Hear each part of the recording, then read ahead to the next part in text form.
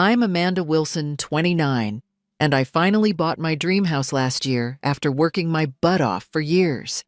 It has everything: modern kitchen, backyard pool. Smart home features the works, my sister Brittany. She's always felt entitled to whatever I have. When she announced her birthday bash to hundreds of people using my address without permission, I had enough. Instead of canceling my business trip, I changed destinations. From Singapore to the Maldives, where I lounged on white sand beaches while watching police shut down her illegal party through my security cameras. Before diving into this wild ride, let me know where you're watching from. If you've ever dealt with entitled family members, hit that like button and subscribe for more stories about standing up for yourself. Growing up with Brittany was like having a personal tornado follow me around. Just 3 years younger than me, she perfected the art of taking my things without asking before she could even form complete sentences. My parents called it sharing, but there's a big difference between sharing and having someone raid your closet, borrow your homework, or use your makeup until there's nothing left. I remember when I was 12 and saved up 6 months of allowance to buy a special art set. It had professional colored pencils, charcoals, and special paper, everything I needed to develop my passion for drawing. I kept it neatly organized in my desk drawer, only to come home from school one day to find Brittany had taken it to her friend Stacy's house without asking. When she finally returned, half the pencils were broken, papers were missing, and everything was a mess. When I complained to our parents, they just said, "Don't be selfish, Amanda. She's just trying to be like her big sister." That pattern continued throughout our childhood. My journals would mysteriously have pages torn out. My favorite sweater would disappear only to reappear, stretched out or stained. My CD collection, yes, I'm dating myself here, would be scattered around her room. Nothing was off limits to Brittany. As we got older, her entitlement only grew. In high school, she'd borrow my car without asking when she got her license, returning it with an empty gas tank. In college, she'd visit me on campus and leave with my clothes, textbooks, or electronics. "We're sisters," she'd say, with that smile that somehow always worked on our parents. "What's yours is mine." Meanwhile, I worked hard to build my own life. I put myself through college with scholarships and part-time jobs, earning a marketing degree with honors. I started at the bottom of a digital marketing agency, working 60-hour weeks to prove myself. Every promotion was earned through dedication and results. By 28, I'd become the youngest executive at my company, leading a team of 15 and managing our biggest accounts. My dream was always to own a beautiful home, a space that was completely mine, filled with things I chose and paid for myself. Last year, that dream finally came true. I purchased a gorgeous 4-bedroom house in a quiet suburban neighborhood. It has an open floor plan, hardwood floors, and floor-to-ceiling windows that fill every room with natural light. The kitchen features marble countertops and high-end appliances I love to cook when I have time. The backyard has a built-in pool and patio, perfect for entertaining. I spent months carefully furnishing each room, selecting pieces that reflected my style and personality. My living room has a cream sectional sofa that I saved for 6 months to buy. My dining room features a handcrafted walnut table that I commissioned from a local artisan. My home office has custom bookshelves and the ergonomic desk setup of my dreams. Everything in my house represents years of hard work and careful selection. Of course, Brittany saw my house as her newest playground. Within weeks of my moving in, she was borrowing my kitchen appliances for parties at her apartment. She'd bring friends over unannounced and give them tours like she owned the place. She took Instagram photos in my bathtub with expensive bath products I'd bought as a treat for myself. 3 months ago, Brittany lost her job at a retail store. Apparently, showing up late and calling in sick every other weekend wasn't appreciated by management. A month after that, Her boyfriend Derek broke up with her when she suggested moving into his place to save on rent. With no job and no boyfriend, she moved back in with our parents, who live about 20 minutes from my house. That's when her visits became even more frequent and invasive. She'd show up unannounced, raid my refrigerator, take long baths in my master bathroom, and lounge by my pool while I was working. When I confronted her, she'd just say, "You're so lucky to have all this space. I'm just helping you enjoy it." After one particularly frustrating incident, where she borrowed my car for the weekend without asking while I was on a business trip, using the spare key I'd foolishly hidden for emergencies, I decided enough was enough. I installed a comprehensive security system throughout my house. It included cameras covering every entrance and major room motion sensors, and a smart lock system that I could control from my phone. I could view live footage anytime, anywhere, and set up alerts for unusual activity. I also added a special feature, a remote lockdown mode that would secure all doors and windows with a single tap on my phone. The security company assured me it was perfectly legal since it was my property. "Think of it as an advanced panic button," the installer said. "Great for emergencies or unauthorized access." Little did I know how soon I'd be using that feature. My boyfriend Jason understood my frustrations with Brittany. As a management consultant who traveled frequently for work, he'd experienced her entitlement firsthand when she used our date night reservations at an exclusive restaurant when we had to cancel due to his flight delay. "You've been too nice for too long," he told me. "Sometimes people need consequences to learn boundaries." Just as Brittany's intrusions were reaching a peak, I was preparing for an important business trip to Singapore. Our agency had landed a potential client there, a luxury hotel chain looking to expand their digital presence. As team lead, I needed to present our proposal in person and meet with their executives. The trip was scheduled for 2 weeks, including preparation time presentations and follow-up meetings. Brittany knew about this trip. I'd mentioned it at our parents' house during Sunday dinner 3 weeks before. "That's so cool you get to go to Singapore," she'd said, seeming genuinely interested in my work for once. "I've always wanted to visit Asia." What I didn't know then was that she was already formulating a plan that would test my patience and boundaries like never before. The first hint came 3 days before my scheduled departure for Singapore. I stopped by our parents' house to drop off some books Mom had asked to borrow. As I approached the front door, I heard Brittany on the phone in the backyard. "Yeah, it's going to be epic," she was saying, her voice animated with excitement. "A full-on mansion party. My sister's place is amazing, pool sound system, tons of space. She's going to be in Singapore, so we'll have the whole place to ourselves." I froze with my hand on the doorknob. Had I heard that correctly, I quietly moved toward the back of the house, staying out of sight. "I'm thinking at least 50 people, Brittany continued. "Maybe more if everyone brings friends. Jake's cousin is a DJ, so he's bringing equipment. Emma's handling decorations. She's thinking glow night theme with black lights and neon everything." My stomach tightened. Brittany was planning a party at my house without even asking me. I took a deep breath and stepped into the backyard, making my presence known. "Oh, gotta go," Brittany said, quickly ending the call when she saw me. "Hey sis, just dropping off those books for Mom." "What was that about a party at my house?" I asked, directly crossing my arms. Brittany's face went through a quick sequence of expressions: surprise, guilt, then casual dismissal. "Oh, that I was just thinking of having a few friends over for my birthday while you're gone. Nothing big, just a small gathering. Your place is so perfect for entertaining." "A few friends doesn't sound like what you were describing," I replied, trying to keep my voice level. "I heard mansion party and at least 50 people. You're exaggerating," she laughed, waving her hand dismissively. "It would be super chill, I promise. Just a few people hanging out by the pool. I'll clean everything up before you get back." "Brittany, the answer is no," I said firmly. "You cannot have a party at my house while I'm away. Not a small gathering, not a few friends, nothing. I don't want anyone in my house when I'm not there." Her face fell into a familiar pout, the same expression she'd used since childhood to get her way. "Come on, Amanda. It's my birthday.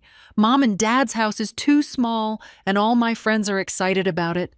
Don't be so selfish." "It's not selfish to set boundaries about my own home," I countered. "The answer is no. Period." After more back and forth with Brittany, cycling through guilt trips, promises, and accusations of selfishness, she finally seemed to relent. "Fine," she sighed dramatically. "I'll figure something else out. Sorry for even asking." The apology seemed insincere, but I wanted to believe the matter was settled. Still, something felt off about how quickly she gave in. Brittany never gave up that easily when she wanted something.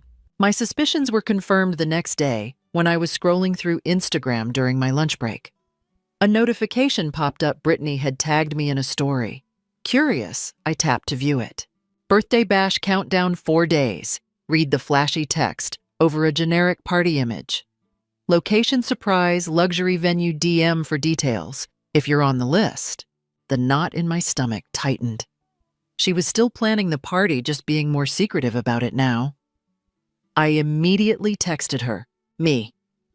"I saw your Instagram story. Are you still planning to use my house for your party?" Brittany. "Chill out. It's just a post to get people excited. I'm working on finding another place." I wanted to believe her, but my instinct told me she was lying. That evening, as I was packing for my trip, my phone buzzed with a text from my neighbor, Eleanor, a retired teacher who'd lived next door for decades. Eleanor. "Amanda, dear, I wanted to check if you're having a big event this weekend. Someone was putting flyers on mailboxes advertising a party at your address. I know you value your privacy, so I thought I should mention it." My blood ran cold. I thanked Eleanor and immediately started searching online. It didn't take long to find what I was looking for. On a local events page there it was, Brittany Wilson's Neon Glow Birthday Extravaganza, with my exact address listed as the location.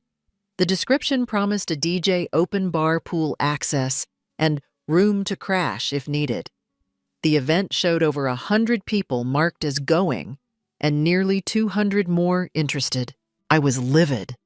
Not only had Brittany ignored my explicit refusal, but she'd advertised my home address to hundreds of strangers and was planning what sounded like a potential disaster. I grabbed my keys and drove straight to my parents' house. I found Brittany in her bedroom, trying on outfits that looked suspiciously like they'd come from my closet. "What the hell is this?" I demanded, showing her the event page on my phone. For a moment, she looked caught off guard, but quickly recovered. "Okay, fine. I was going to tell you, but I knew you'd overreact." "Overreact? You're planning to have hundreds of strangers in my house without my permission." "It won't be hundreds," she scoffed. "Maybe 50 or 60 max. The rest never show up. And they're not strangers, they're my friends." "Do you personally know all 300 people who've responded to this event?" I challenged. "You're always so selfish," she exploded, throwing down the dress she'd been holding. "You have this big, beautiful house that you barely use. You're going to be on the other side of the world anyway. What's the big deal if I have my birthday there? It's just one night. The big deal is that it's my house bought with my money, filled with my things," I said, struggling to keep my voice steady. "I've said no clearly and repeatedly. The fact that you went behind my back shows that you know what you're doing is wrong." "Whatever." She rolled her eyes.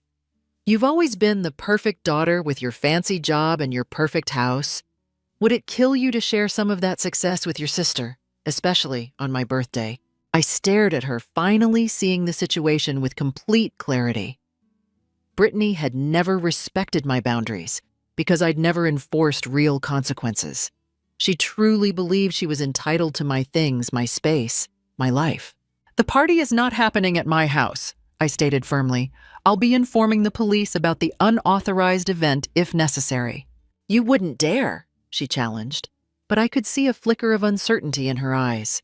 "Try me," I replied, turning to leave. "And by the way, I want my clothes back before I go." As I drove home, my mind was racing.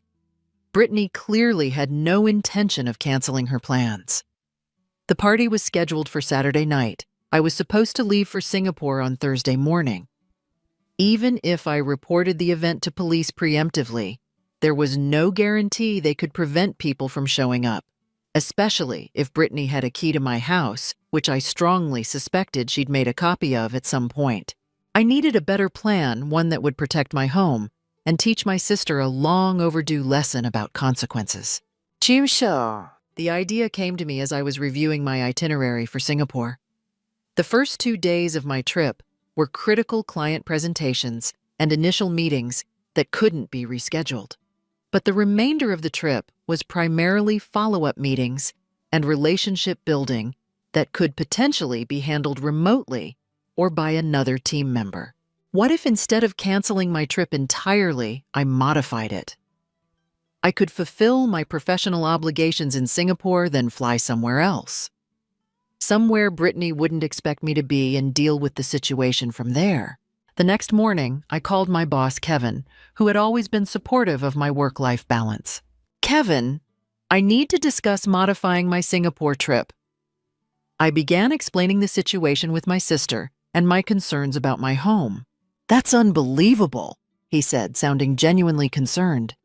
Family can be complicated, can't they?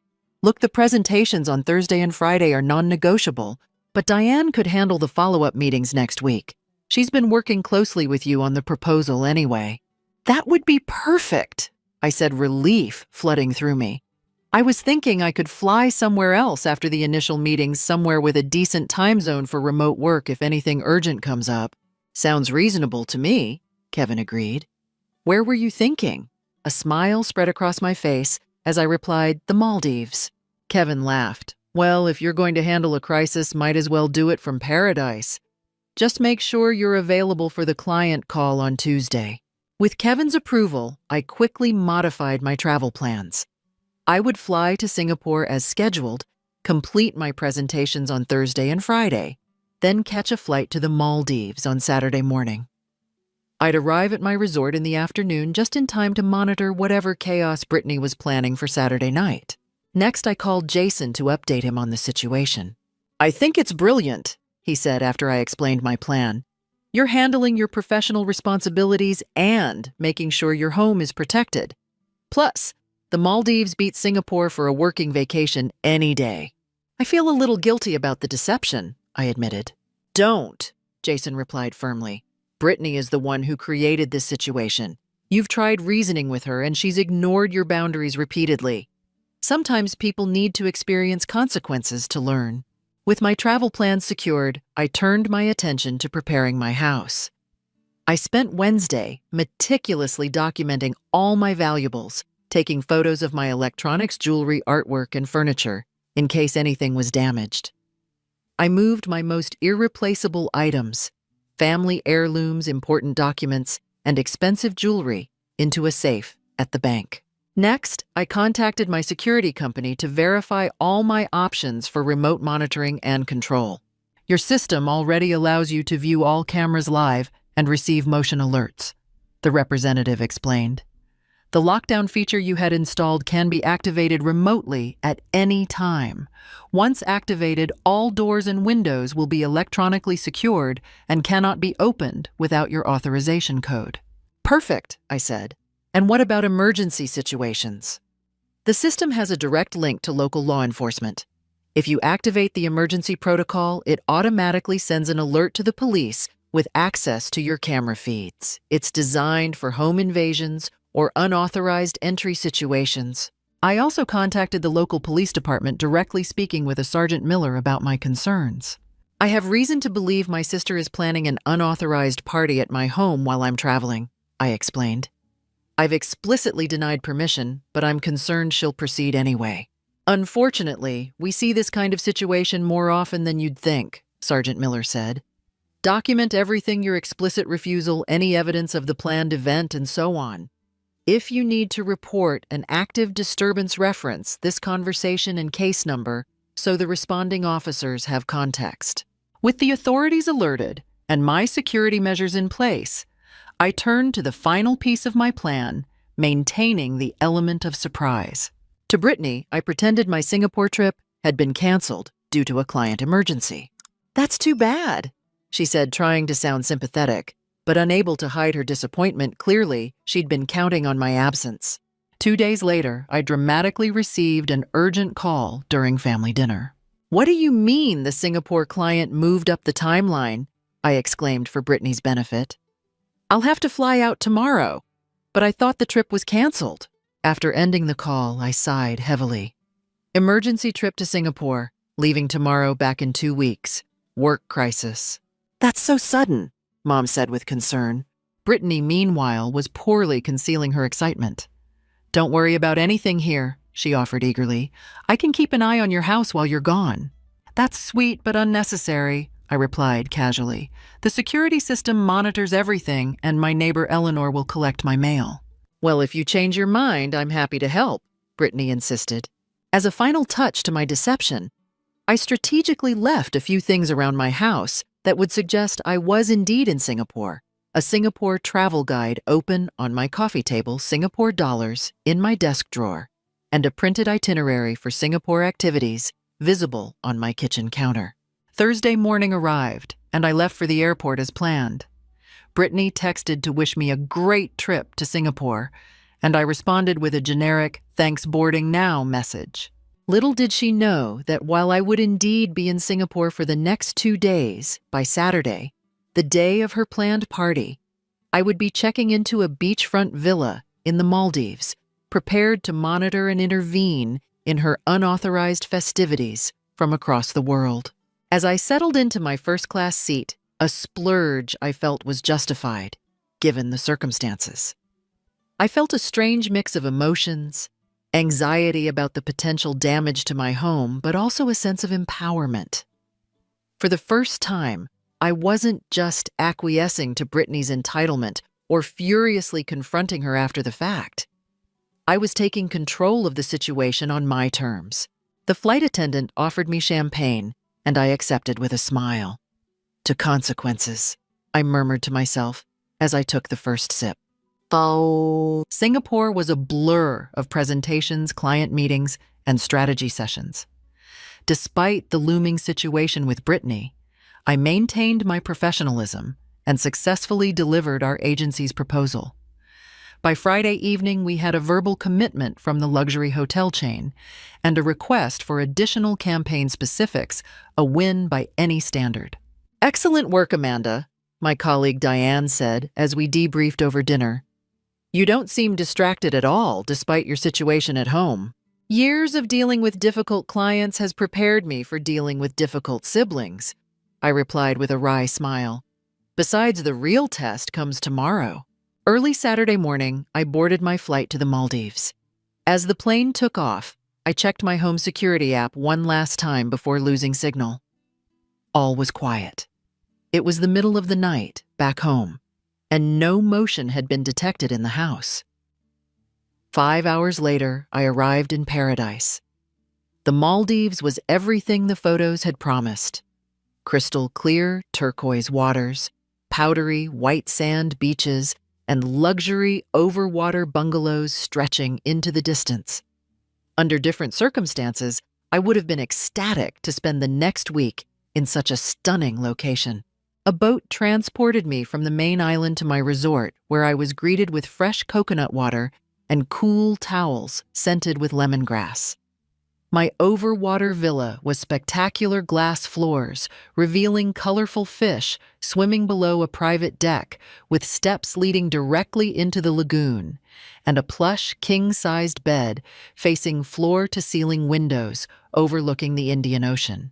After a quick shower, I set up my command center on the villa's desk laptop, connected to resort Wi-Fi phone, with international data plan activated and security app open and monitoring all cameras. It was Saturday morning in the Maldives, but Friday night back home. So far, all was quiet. I ordered room service for lunch and tried to enjoy the breathtaking view while answering work emails. Around 3:00 p.m. local time, 2:00 a.m. Back home, my phone buzzed with the first motion alert from my security system. Switching to the live camera feed, I watched as Brittany entered my house, using what appeared to be a copy of my key. She was alone and carrying several shopping bags. Over the next hour, I observed her moving around my house, setting up decorations, stringing up neon lights in my living room, pushing furniture against walls to create a dance floor, and placing blacklight fixtures in strategic locations. Right on schedule, I murmured to myself, taking a sip of my iced tea as I watched her transform my elegant living space into what looked like a nightclub. By the time I went down to the resort restaurant for dinner, delivery trucks had begun arriving at my house, cases of alcohol sound equipment, and what appeared to be a professional DJ setup were carried in under Brittany's excited supervision. I could see her taking selfies in my living room, posing with bottles of expensive liquor, and making peace signs in front of my now transformed space. "Is everything all right?" the waiter asked, noticing my frown as I checked my phone between courses. "Just some family business I'm monitoring," I replied with a tight smile. "The coconut curry is delicious, by the way." When I returned to my villa after dinner, the party was gaining momentum. It was around 9:00 p.m. at home, and at least 30 people had already arrived. Brittany was greeting guests at the door, ushering them in with enthusiastic hugs and taking birthday shots in my kitchen. My phone rang. It was Eleanor, my neighbor. "Amanda? I know you're in Singapore, but I thought you should know there's quite a gathering happening at your house," she said, concern evident in her voice. "There are cars lining the street, and I can hear the music from inside my living room. I thought you didn't allow your sister to have parties there." "I didn't, Eleanor," I confirmed. "I explicitly forbade it, in fact. Thank you for letting me know. I'm actually monitoring the situation through my security system." "Do you want me to call the police?" she offered. "Not yet," I replied. "I want to see how far this goes, but I might take you up on that offer soon." By 10:30 p.m. local time, 9:30 a.m. in the Maldives, the party was in full swing. My security cameras showed at least 80 people crowded into my house. The scene was exactly what I'd feared: strangers lounging on my furniture, people swimming in my pool, fully clothed drinks being spilled on my hardwood floors, and music so loud the camera feeds were vibrating. I watched in disbelief as Brittany conducted a live stream on her Instagram, giving her followers a tour of the mansion party. She was clearly intoxicated, slurring her words as she showed off my home as if it were her own. "This is my sister's place," she was saying, sweeping her phone around my living room where people were dancing on my coffee table. "She's away on business, so I thought, why let this amazing space go to waste, right?" A mix of emotions washed over me: anger at the invasion and disrespect vindication that I'd been right about her intentions, and anxiety about the potential damage being done to my home. But I reminded myself that I had a plan, and timing would be everything. I decided to try one last time to reason with Brittany. I called her cell phone, watching through the cameras as she pulled it from her pocket, looked at the screen, and declined the call with an eye roll. I immediately texted her. "Me. Brittany. I can see everything happening at my house right now. End the party immediately and get everyone out, or there will be serious consequences." I watched as she read the message, looked around suspiciously, then typed a response. "Brittany. Lol. What are you talking about? Aren't you in Singapore? Stop being paranoid. Me. I have security cameras throughout the house. I can see everything. This is your last warning." She read this message, then shoved her phone back in her pocket, whispered something to a friend, and continued dancing as if nothing had happened. That was it. She'd had her chance. It was time to initiate phase 2 of my plan. As I prepared to activate the security system's special features, my security app alerted me to new motion at the front of the house. Switching to that camera, I saw several teenagers I didn't recognize attempting to enter the party. They were clearly underage, probably having heard about the mansion party through social media. At the same time, my app showed alerts from my backyard cameras. People were jumping from my patio into the pool, some fully clothed, others in underwear. Someone had brought a bottle of dish soap and was pouring it into the water, creating a bubble bath effect that would wreak havoc on my pool's filtration system. Scanning through other camera feeds, I saw people entering my home office, rifling through my desk drawers. In my bedroom, several strangers were lounging on my bed, drinks in hand, trying on my clothes and accessories. My phone buzzed again, another call from Eleanor. "Amanda, I've just called the police," she said without preamble.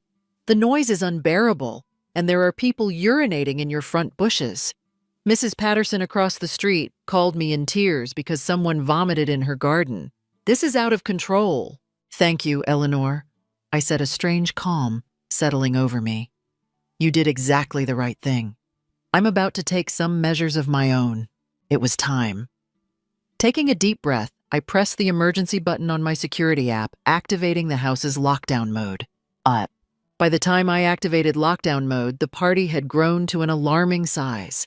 My security app estimated over 150 people throughout my house and yard, far exceeding the 50 or 60 Brittany had claimed would attend.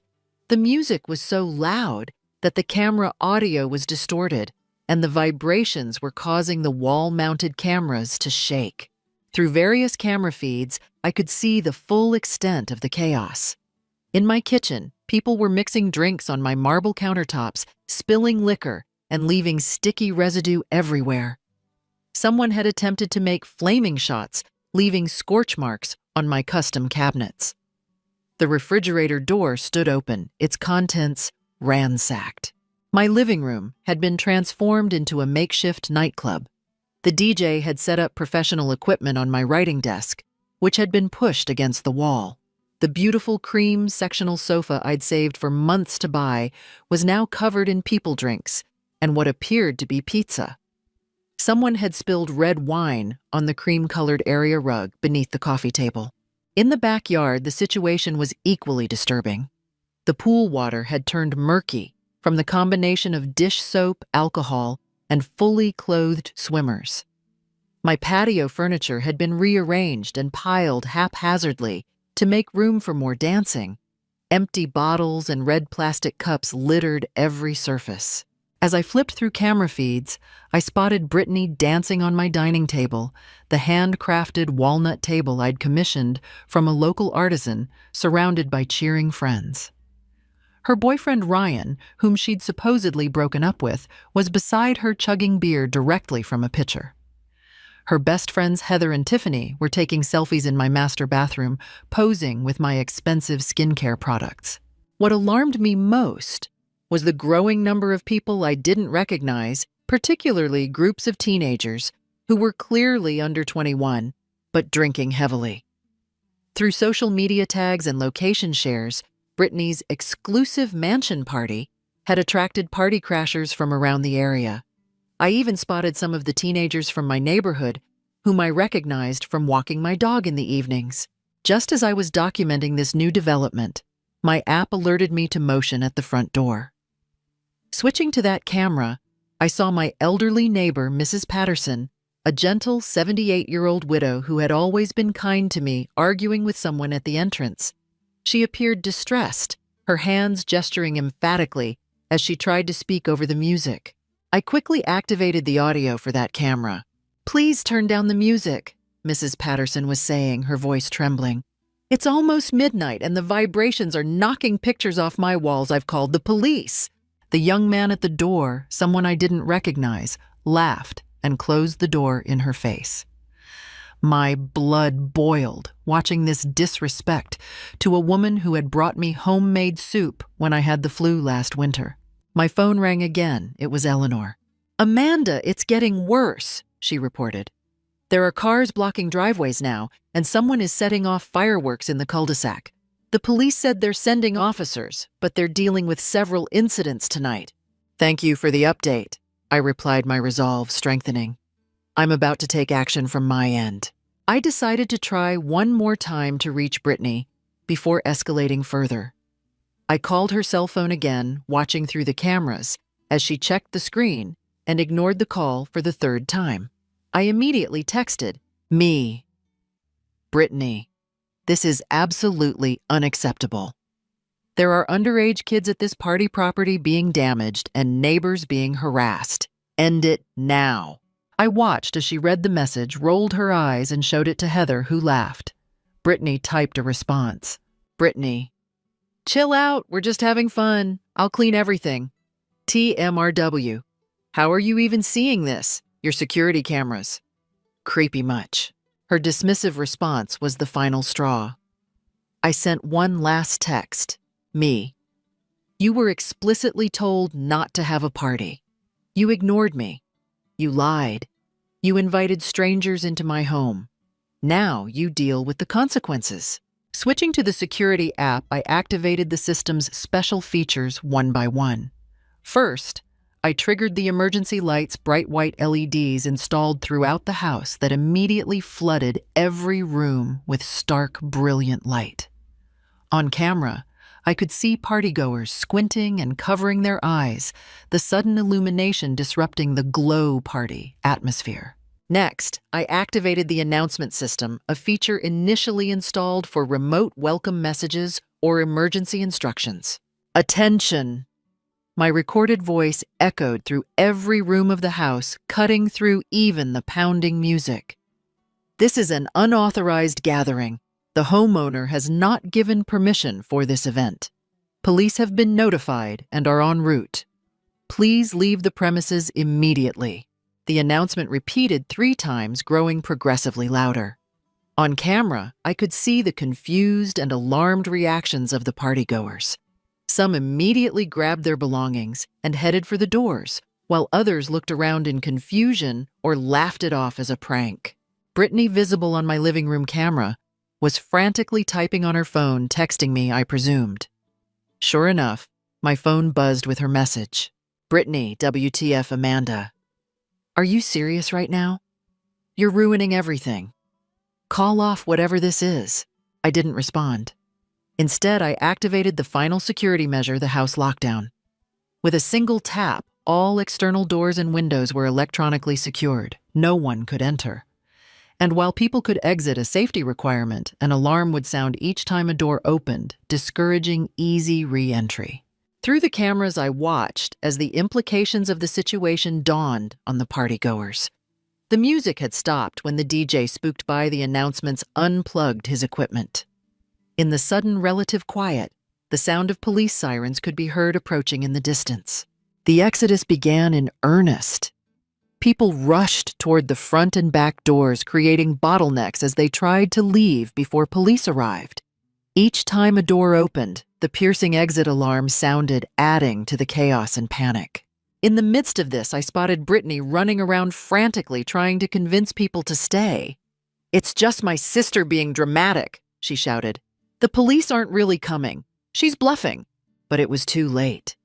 The combination of bright lights, authoritative announcements, security alarms, and approaching sirens had effectively killed the party mood. I watched as her so-called friends abandoned her one by one, rushing to their cars or ordering ride-shares. Through the front camera, I could see police cruisers pulling up to the curb lights flashing. 2 officers approached the front door just as a group of partygoers was exiting. The timing couldn't have been more perfect. From my overwater villa in the Maldives, with the gentle sound of waves lapping beneath me, I watched as the consequences Brittany had so long avoided finally caught up with her. The arrival of the police marked a dramatic turning point in the evening. Through my security cameras, I watched as 4 officers approached my house, 2 at the front door and 2 circling to the back. Their presence immediately sobered up many of the partygoers, who quickly tried to dispose of drinks and any evidence of illegal activities. Officer Rodriguez and Officer Chen, according to their name badges, visible on my high-definition cameras, entered through the front door, just as another group of guests was attempting to leave. The officers asked everyone to remain on the premises temporarily while they assessed the situation. "We've received multiple noise complaints and reports of underage drinking," Officer Rodriguez announced loudly over the murmurs of the crowd. "Everyone needs to remain calm and present identification when asked." The once raucous party atmosphere had completely evaporated, replaced by nervous tension. Through various camera feeds, I could see people texting frantically, presumably contacting parents or arranging rides. The underage attendees looked particularly terrified, huddling together in corners or trying to blend in with older guests. Brittany, meanwhile, was in full damage control mode. I watched as she approached Officer Chen with her most charming smile, the same one she'd used to manipulate our parents for years. "Officers, I'm so sorry about the noise," she said, her voice sickly sweet. "This is my sister's house, and she gave me permission to have a few friends over for my birthday. Things just got a little out of hand, but we're wrapping up now." Officer Chen looked skeptical. "We received information that this gathering was unauthorized. Is the homeowner present?" "No, she's in Singapore on business," Brittany replied confidently. "But I have a key and her permission. This is just a big misunderstanding." It was time for me to intervene directly. Using my security app, I activated the intercom feature, another component initially installed for convenience that was now proving invaluable. "Officers, this is Amanda Wilson, the homeowner." My voice echoed through the house, causing everyone to look around in confusion. "I am currently not in Singapore as my sister claimed, but I am monitoring this situation remotely through my security system.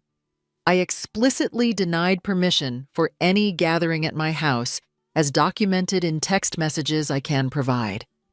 This party is completely unauthorized, and I would like to press charges for trespassing and property damage." The look of shock on Brittany's face was priceless. Her mouth fell open as she stared up at the ceiling, apparently trying to locate the source of my voice. "Ms. Wilson," Officer Rodriguez responded, looking directly at one of the visible cameras. "Can you confirm you're the legal owner of this property?" "Yes, officer. I purchased this home last year. The deed and all utilities are in my name only. I can email documentation to the department immediately if needed." "That won't be necessary right now, ma'am. We have a report on file from earlier today regarding your concerns about an unauthorized party. Can you confirm whether you'd like us to remove all individuals from the premises?" "Yes, please," I replied. "Anyone who is under 21 should have their parents contacted. I'm particularly concerned about their safety and how they'll get home." Officer Chen nodded and began organizing the removal process, separating guests into groups, those who were of legal drinking age and had safe transportation minors who needed parent contact, and individuals directly involved in planning or causing damage. Brittany stood frozen in the middle of my living room, the reality of her situation finally sinking in. Her friends, Heather, Chelsea, and Stacy, who had been enthusiastically supporting her party plans earlier, now stood at a distance, clearly trying to disassociate themselves from the person responsible. "Amanda, you can't be serious," Brittany finally said, addressing the ceiling. "This is insane. Where are you really? Were you spying on me this whole time?" "I'm in the Maldives, actually," I replied through the intercom. "I modified my business trip because I suspected you'd ignore my explicit refusal about the party. And yes, I've been monitoring everything through the security system I installed after the last time you violated my boundaries." "The Maldives," she sputtered in disbelief. "You set me up. You knew I was planning this and you trapped me." "No, Brittany," I corrected firmly. "You set yourself up by planning an unauthorized party in my home after I explicitly said no. You were given multiple opportunities to cancel your plans and respect my decision. You chose to ignore me, lie to me, and proceed anyway. These are the consequences of your actions, not mine." Officer Rodriguez, who had been listening to this exchange, stepped forward. "Ms. Wilson Brittany, is it we need to discuss the legal implications of tonight's events? Unauthorized use of a property providing alcohol to minors and disturbing the peace are serious offenses." As the officers continued their work, I received a notification of another arrival at my house. Switching to the driveway camera, I saw our parents pulling up both in bathrobes and looking extremely distressed. Mom was still putting on earrings as she hurried up the walkway, suggesting they'd left home in a rush. "Mom and Dad are here," I informed the officers through the intercom. "They can assist with Brittany." I watched as my parents entered the chaotic scene, my beautiful home now littered with cups, bottles, and discarded food, furniture pushed against walls, and police officers documenting damage and taking statements from remaining guests. "What in the world is going on?" Dad demanded, his voice thundering through the foyer. "We got calls from 3 different parents saying the police were breaking up a party at Amanda's house." Mom spotted Brittany being questioned by Officer Chen and rushed over. "Brittany Marie Wilson, please tell me you didn't throw a party in your sister's house without permission." Brittany's composure finally cracked. "Mom, it's not what it looks like. Amanda is on the speakers spying on everyone. She set me up." "Actually, Mrs. Wilson," Officer Rodriguez interjected, "we have confirmation from your daughter Amanda that this gathering was explicitly prohibited. She has documentation of telling Brittany not to host any events here during her absence." Mom's face fell as the truth sank in. "Oh, Brittany, not again." "Officers," I said through the intercom, "I'd like to work with you to document all damages for insurance and potential restitution. My security system has been recording the entire evening and can provide evidence of specific incidents if needed." Over the next hour, I watched as the police methodically cleared my house. Parents arrived to collect their teenagers, many looking mortified and angry. Rideshare vehicles came and went, carrying away the adult partygoers who had been cleared to leave. Officers took photographs of damage: the scorched cabinetry, wine-stained rug, scratched hardwood floors, and contaminated pool. Brittany made repeated attempts to contact me directly, calling my phone several times, and sending a flurry of texts ranging from angry accusations to tearful apologies. I let them all go unanswered for now, focusing instead on cooperating with the police through my security system. By 3:00 a.m. local time, 2:00 p.m. in the Maldives, my house was finally empty, except for my parents, Brittany, and 2 remaining officers completing their report. The full extent of the damage was becoming clear. While nothing was irreparably destroyed, there would be significant cleaning and repair costs. Officer Rodriguez looked up at the camera before leaving. "Ms. Wilson, we've completed our initial report. Your sister has been cited for unauthorized use of property noise violations and contributing to the delinquency of minors. There will likely be additional consequences once the property damage is fully assessed. Would you like to make any additional statements at this time?" "Just that I appreciate the prompt response from the department," I replied. "I'll be returning home in a week and will follow up with formal charges then." As the officers left, I watched my parents confront Brittany in my destroyed living room. For the first time in our adult lives, they weren't making excuses for her or telling me to be more understanding. They were holding her accountable. "You will pay for every bit of damage," Dad was saying, his voice uncharacteristically stern, "and you will face whatever legal consequences Amanda decides to pursue." "This isn't just about property, Brittany," Mom added, gesturing around the room.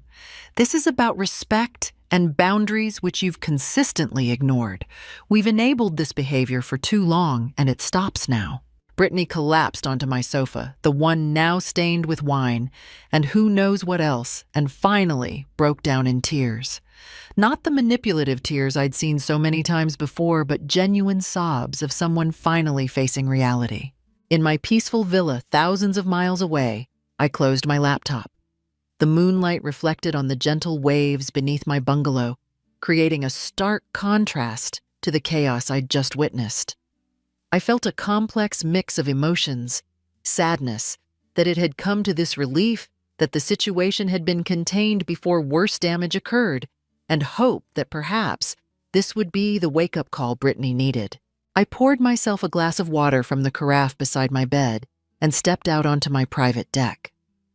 The Maldivian night was peaceful, stars brilliantly visible, without light pollution. As I looked out over the Indian Ocean, I knew that my relationship with my sister would never be the same, but perhaps that wasn't entirely a bad thing. Sometimes relationships need to break before they can be rebuilt on healthier foundations. My phone buzzed with a final text from my father. We're taking Brittany home. We'll help her make this right. Enjoy the Maldives, you've certainly earned it. Love you. I smiled slightly and turned off my phone. Tomorrow would bring more consequences and difficult conversations. But tonight, I would rest knowing I had finally stood my ground. Chate. 1 week later, I returned home from the Maldives with mixed emotions. Despite the circumstances that had prompted my change in destination, I couldn't deny that the time away had been restorative. The crystal-clear waters, breathtaking sunsets, and peaceful solitude had given me space to process my feelings about Brittany and our relationship. As my rideshare pulled into my driveway, I was pleasantly surprised by what I saw. My lawn was neatly mowed flower beds, freshly mulched, and not a trace remained of the chaos that had erupted the previous weekend. I cautiously entered my house, unsure of what condition I would find the interior. To my astonishment, the house was immaculate. The hardwood floors gleamed as if freshly polished. My cream sectional, which I had last seen covered in wine stains, appeared to have been professionally cleaned. The marble countertops in the kitchen sparkled, and every surface had been dusted and sanitized. On my dining table, which had been restored to its proper place, sat a large bouquet of fresh flowers, a handwritten card, and a thick manila envelope. I approached slowly, opening the card first. "Amanda," it read in my mother's handwriting. "We've done our best to restore your beautiful home to its original condition. The envelope contains all the documentation of repairs, cleaning services, and replacement items, all paid for by Brittany, with our initial help to be repaid. She has something she needs to say to you when you're ready to hear it. Take your time. We love you. Mom and Dad." I spent the next hour inspecting the house thoroughly, making note of the repairs. The scorched cabinet had been refinished. The wine-stained rug had been replaced with an identical new one. The pool had been drained, cleaned, and refilled with fresh water. Even the scratches on the hardwood had been professionally buffed out. The manila envelope contained exactly what Mom had described, detailed receipts for all repairs and replacements, totaling over $7,500. There was also a payment plan in Brittany's handwriting, outlining how she would repay our parents for fronting the costs. Attached was a copy of her new employment contract. She had apparently taken a job at a local marketing firm, starting at entry level, but with a steady salary. I was still processing all this when my doorbell rang. Through the security camera, I saw Brittany standing on my porch. She looked different, her usual flashy outfit replaced by simple jeans and a blouse, her makeup minimal, her expression nervous rather than confident. For a moment, I considered not answering. Our last interaction had been through security cameras and police officers. But eventually, I opened the door. "Hi," she said softly, her eyes unable to meet mine. "Can we talk? I understand if you say no." The fact that she acknowledged I might refuse was already a change. I nodded and stepped aside to let her in. Brittany entered cautiously, as if seeing my house for the first time. She remained standing awkwardly in the entryway, not making herself at home as she typically would have. "I don't even know where to begin," she finally said, her voice catching. "I'm so sorry, Amanda. Not just for the party, but for everything. For years of taking you for granted, for ignoring your boundaries, for treating your things as if they were mine." I remained silent, waiting to see if this was the start of another manipulation or something different. "The police charges were dropped," she continued, "after I agreed to community service and mandatory counseling sessions. 50 hours of picking up trash on highways and 12 weeks of therapy." She gave a small, self-deprecating laugh. "Turns out I needed both. How are the therapy sessions going?" I asked, my first words to her since the night of the party. "Eye-opening," she admitted. "We've only had 2 so far, but my therapist helped me see patterns I've been stuck in since childhood. I've been so jealous of your success that I convinced myself I deserved access to it without doing the work." She reached into her purse and pulled out a small box, holding it out to me. "What's this?" I asked, not reaching for it. "The copy I made of your house key," she said. I should never have done that without your permission. I'll never do anything like that again. I took the box and opened it. Inside was indeed a copy of my house key, along with a handwritten note. I'm learning about consent and boundaries. This was never mine to take. Something about the sincerity in her voice and the simplicity of the gesture felt different from her previous apologies. I've also been sober for 9 days, she added. My therapist suggested it might help me see my behavior more clearly. We moved to the living room, sitting on opposite ends of my sectional, the one I'd watched her dancing near, with drink in hand just days earlier. Over the next 2 hours, we had the most honest conversation of our adult lives. Brittany shared insights from her therapy about her deep-seated insecurity and how she'd used my accomplishments as a shortcut rather than inspiration. I explained how her entitlement had affected our relationship, making it impossible for me to trust her or feel respected. When did you decide to go to the Maldives instead of just staying in Singapore? She asked eventually. When I found the online event page with my address, I admitted. I knew then that a direct confrontation wouldn't work. You'd just apologize, make promises, and do it anyway. You needed to experience real consequences. She nodded slowly. It was genius, actually. Watching everything unfold from paradise while I dealt with the chaos I created. It was the wake-up call I needed. I didn't do it to be cruel, I explained. I did it because I was out of options. Nothing else had worked to make you respect my boundaries. I know, she said quietly, and I deserved it. In the weeks that followed, Brittany and I began rebuilding our relationship on new terms. She continued her therapy, maintained her sobriety, and stuck to her payment plan for the damages. Our parents, to their credit, stopped enabling her behavior and supported both of us in establishing healthier dynamics. The most significant change came 3 months after the party incident. Brittany had been promoted at work after impressing her supervisors with her dedication. She invited me to dinner to celebrate at a restaurant she could afford, not somewhere she expected me to pay. As we clinked glasses, sparkling water for her, wine for me, she said something I never thought I'd hear from her. Thank you for teaching me about consequences, Amanda. As much as it hurt, it was exactly what I needed. You did the hard work, I acknowledged. I just created the opportunity for change. Well, I'm grateful either way, she smiled. By the way, I'm looking at apartments next week. Would you be willing to give me advice, not money, not co-signing, just your opinion as someone who knows about making a space feel like home? I smiled back, genuinely touched by her request for my knowledge rather than my resources. I'd like that. Later that evening, as we walked to our separate cars, Brittany paused before opening her door. One more thing. May I borrow your blue scarf for my job interview next week? It would go perfectly with my suit. The key word may was not lost on me. She was asking permission, not assuming access. Sure, I replied. Come by tomorrow evening and I'll have it ready for you. As I drove home, I reflected on the journey we'd taken.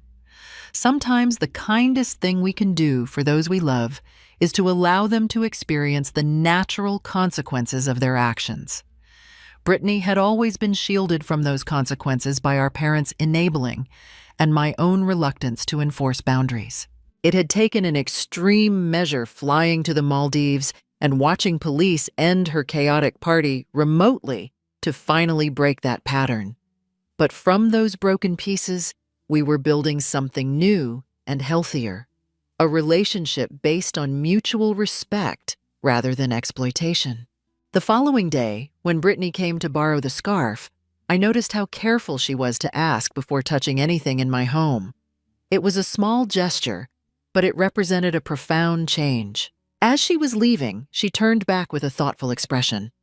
You know what's ironic? If I had just respected your no about the party, I would never have had this wake-up call. I'd still be the same entitled person expecting the world to give me what I hadn't earned.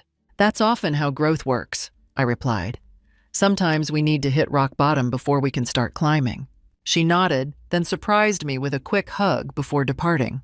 Later that evening, as I relaxed in my peaceful, respected home, I thought about how sometimes the strongest boundaries feel like the hardest to enforce, but they ultimately create the foundation for healthier relationships.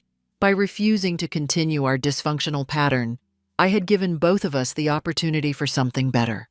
If you've ever struggled with entitled family members or friends who don't respect your boundaries, remember that sometimes the kindest thing you can do for both of you is to stand firm.